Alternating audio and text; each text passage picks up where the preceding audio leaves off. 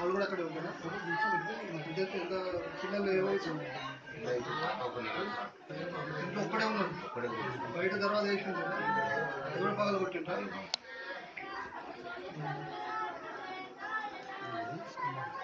వచ్చింది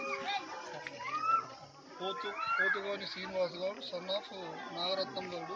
తను MRF సదాశివపేటలో private ఎంప్లాయీగా technician work చేస్తూ ఉంటాడు.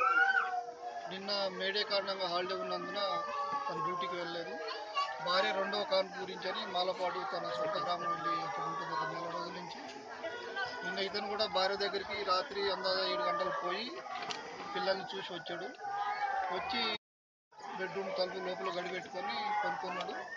కొనుక్కునేటప్పుడు ఆయన ఛార్జరు కనెక్ట్ చేసి ఇయర్ ఫోన్స్ చెవిలో పెట్టుకొని లోపల చనిపోయినాడు.